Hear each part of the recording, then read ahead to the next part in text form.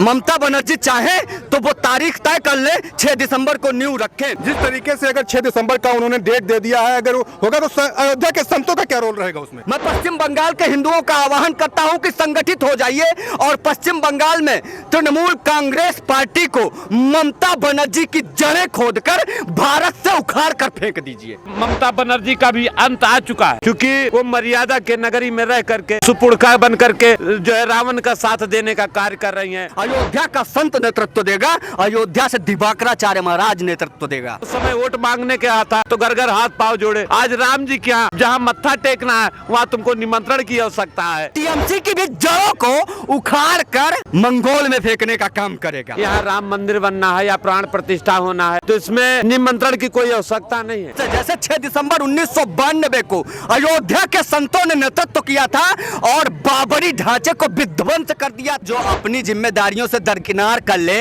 और अपना पल्ला झाड़ ले उसे लापता ही बताया जाता है। जिस अयोध्या ने आपको जिताया है, सकल न सूरत नाम राम मूरत। अवधेश पासी साहब यदि जाना चाहे ना तो उनको कोई रोक नहीं सकता है। कभी नंगे पांव भोजन करने नहीं जाते होंगे तो नंगे पांव अयोध्या कैसे आएंगे? नो कमेंट्स, वो हमारे शंकराचार्य हैं। मैं पूरे देश से निवेदन करता हूं कि मौन हो जाइए। 25 नवंबर 2025 एक बार पुनः भारत के इतिहास के पन्नों में स्वर्णिम अक्षरों में अंकित होने जा रहा है। राम मंदिर पर धर्म ध्वजा फहराने के लिए देश के प्रधानमंत्री नरेंद्र मोदी का आगमन होने वाला है। उसी बीच में अगर हम बात करेंगे, तमाम ऐसी चीजें निकल के आती हैं। पॉलिटिकल लोगों का पॉलिटिकल मुद्दा होता है और तमाम ऐसी चीजों पे निकल के आता है। अगर हम बात करेंगे देश के शंकराचार्य का जिस तरीके से बयान आता है कि धर्म ध्वजा जो समारोह हो रहा है इसका शास्त्र में कोई उल्लेख नहीं है और चारों शंकराचार्यों को निमंत्रण भी नहीं दिया गया है इस कार्यक्रम में।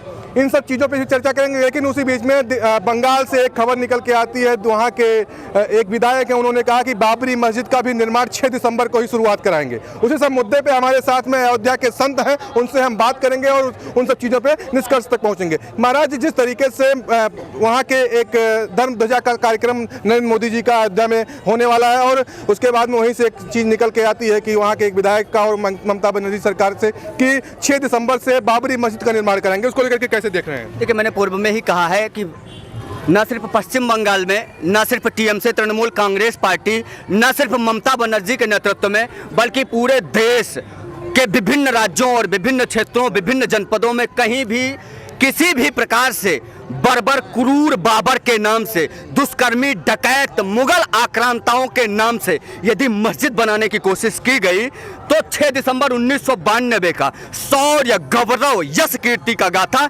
हिंदू पुनः दोहराएगा। वो पश्चिम बंगाल हो या दुनिया का भारत का कोई भी कोना हो, भारत जो हिंदू है, जो हिंदू समाज है, वो वहां जाएगा और पुनः कार सेवा के माध्यम से उसे ध्वस्त करके और वहां पुनः सनातन के प्रतीक स्थल को स्थापित करने का काम करेगा। इसमें कहीं कोई भी विवाद नहीं है। यदि ममता बनर्जी चाहे तो वो तारीख तय कर ले, 6 दिसंबर को नींव रखें।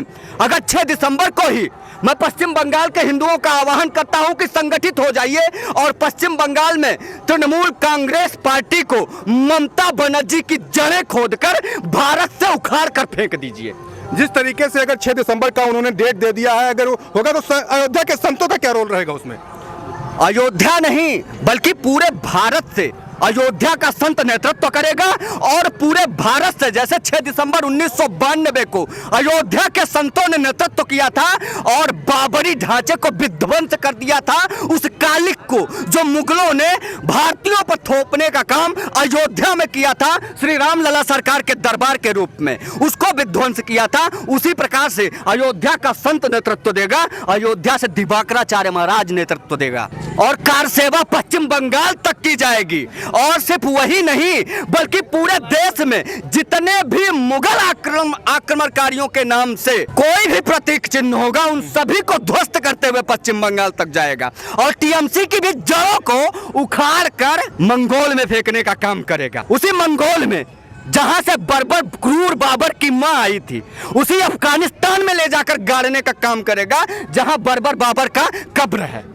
एक बयान आपका बहुत तेजी से वायरल हुआ, जिस तरीके से आपने कहा कि फैजाबाद लोकसभा क्षेत्र के सांसद अवधेश प्रसाद को लेकर के कि वो लापता है, लेकिन उनका एक बयान आता है कि हमें अगर निमंत्रण मिलता है तो मैं नंगे पांव जाऊंगा। उसको लेकर के देखिए, ऐसा है कि जो अपनी जिम्मेदारियों से दरकिनार कर ले और अपना पल्ला झाड़ ले, उसे लापता ही बताया जाता है। जो जनता के बीच में ना हो, जिसका कोई अता लता पता ना हो, उसे लापता ही कहा जाता है। और मैं आपकी माइक से फिर बोल रहा हूं बड़ी जिम्मेदारी के साथ कि अवधेश पासी साहब सिर्फ अपनी जिम्मेदारियों से बचने के लिए, क्योंकि आप देखेंगे तो अयोध्या में 8,000 विशिष्ट अतिथिगण आ रहे हैं, प्रभु श्री राम लला सरकार के भक्त आ रहे हैं, वो यहाँ के माननीय सांसद हैं। आपको लगता है क्या कि किसी को अगर किसी के घर में कार्यक्रम हो तो उसको व्यक्तिगत निमंत्रण की जरूरत है क्या?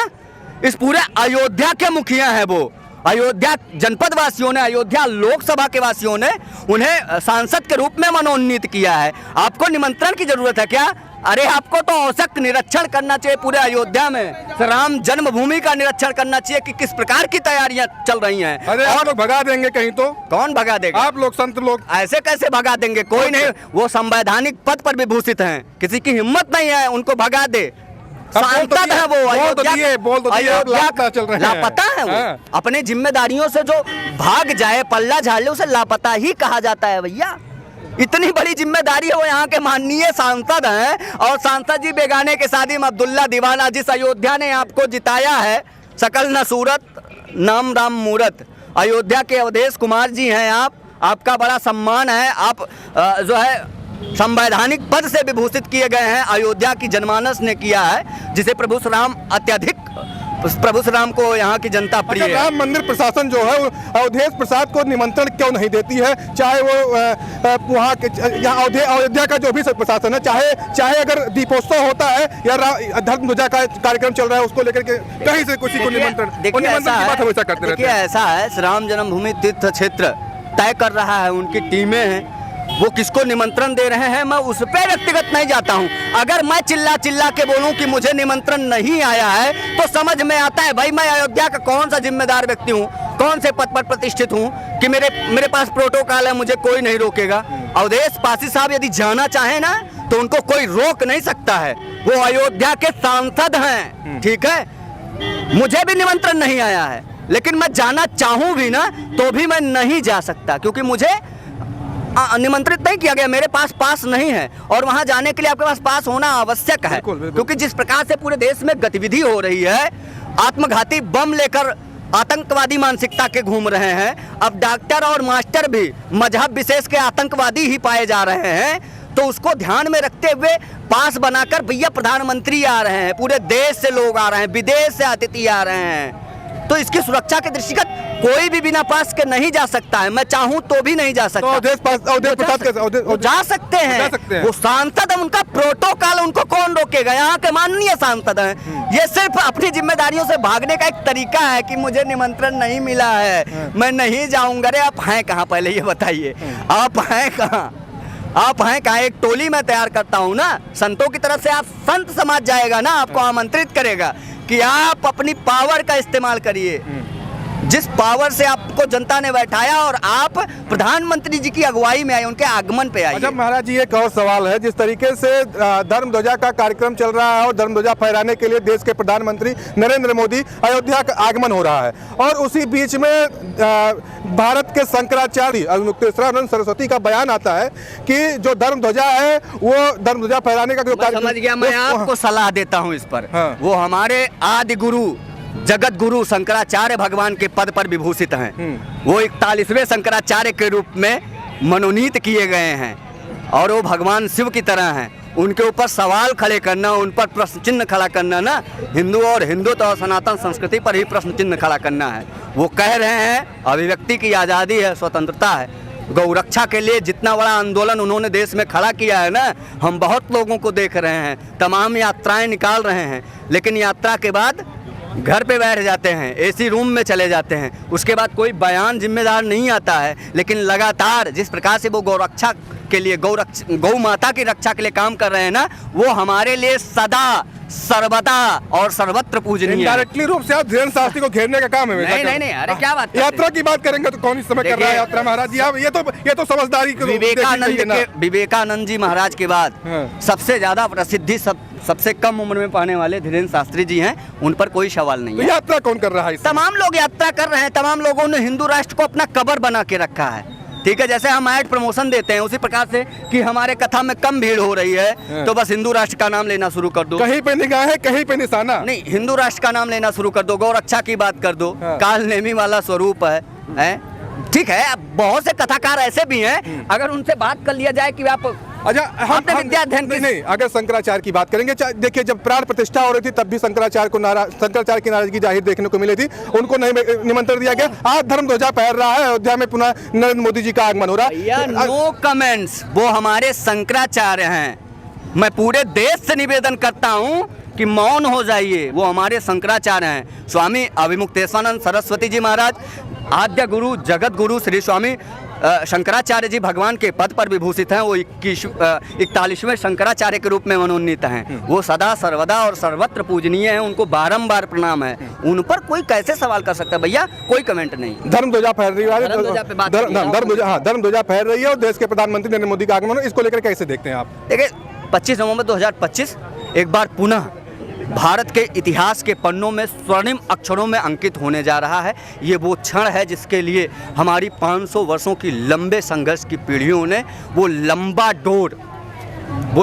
डोर जिसको बुनने का काम किया था, अब वो एक ध्वज का आकार ले चुका है और उसी ध्वज को लहराने देश के यशस्वी प्रधानमंत्री, विश्व प्रसिद्ध नेता आदरणीय श्री नरेंद्र मोदी जी अयोध्या आ रहे हैं। और ये 5वीं बार वो आ रहे हैं। मैं मानता हूँ कि अयोध्या एक बार पुनः विश्व कीर्तिमान स्थापित करने जा रही है। संतों के साथ आपका एक डांस बड़ा वायरल हो रहा है, आप डांस कर रहे थे इसी लता चौक पे, यही जगह है वो प्रसन्नता है। ये हमारी ही भावना नहीं है, ये पूरे देश में अपितु पूरे विश्व में फैले हिंदुओं की भावना है। राम सभी के आराध्य हैं, जन जन के हैं, कण कण के हैं राम। और मैं मानता हूँ कि राम का अयोध्या आना ये विश्व का सौभाग्य है। इसलिए तो मैं बोलता हूँ कि अब ये अयोध्या की नहीं रही, अब ये अयोध्या भारत की नहीं रही, अब ये अयोध्या वैश्विक धरोहर है। ये अयोध्या अब विश्व की है, क्योंकि राम एक के नहीं हैं, राम किसी एक के नहीं हैं, बल्कि सब में राम है और सबके राम है।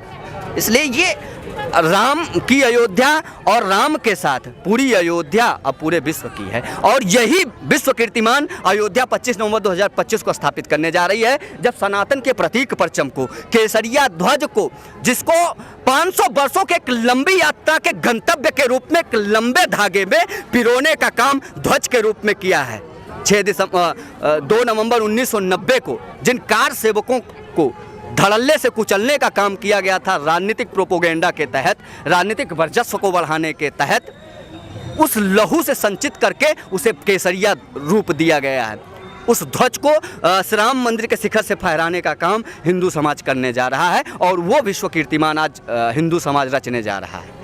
ठीक है महाराज जी, बहुत बहुत धन्यवाद आपने जिस तरीके से बात किया। ये देखिए संत दिवाकर जी महाराज जी बात, और हमारे साथ में अब दूसरे संत बाबा वीरेंद्र त्यागी जी हैं, हम इनसे भी बात करेंगे। जिस तरीके से महाराज जी ममता बनर्जी को से हम आगे शुरुआत करेंगे बंगाल से, वो कह रही है कि 6 दिसंबर को और बाबरी मस्जिद का निर्माण होगा, क्या कहेंगे इसको लेकर के?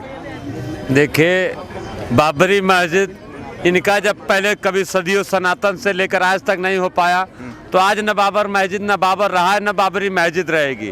क्या है, सत्य सनातन रहा है, राम की नगरी रही है, मर्यादा रहा, मर्यादा ही रहेगा।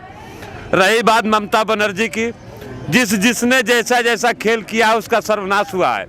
वो चाहे माया पे जाओ, चाहे महबूबा मुफ्ती पे जाओ, चाहे ममता बनर्जी पे जाओ, चाहे लालू पे जाओ, जो भी सनातन का विरोध किया है उसका सदैव नाश हुआ है। आप गौर करेंगे कि माया ममता बनर्जी का भी अंत आ चुका है, क्योंकि वो मर्यादा के नगरी में रह करके सुपुड़का बन करके जो है रावण का साथ देने का कार्य कर रही हैं। जो सनातन से जिसे निकाला गया है उसके साथ वो खेला करना चाह रही है, उसका साथ निभाना चाह रही हैं। तो उनके साथ वहाँ की जनता जो कलकत्ता की, बंगाल की सनातनी है, उनके साथ खेला करेगी, उनको खुद ही वहाँ से बहिष्कार करेगी, न उस पोस्ट पे रहेंगी, न पैसा रहेगा, न ऐसा गंदे विचार उनके दिमाग में आएंगे। महाराज जी, जिस तरीके से धर्म ध्वजा फहरने वाला देश के प्रधानमंत्री अयोध्या आ रहे हैं, इसको लेकर के कैसे देखते हैं? देश के हमारे प्रधानमंत्री हैं, आ रहे हैं, वो भाई राम मंदिर बनाने का उनका संकल्प था, राम मंदिर पूरा हुआ, ध्वजा लग रहा है, ध्वजा लगाने कार्य भी हो रहा है, फिर राम जी के परिवार को भी लाने का कार्य होगा। अभी तो 25 में देखे, 26 में इससे बड़ा भी भव्य कार्यक्रम होगा, 27 में और बड़ा कार्यक्रम होगा, 28 में और बड़ा कार्यक्रम होगा।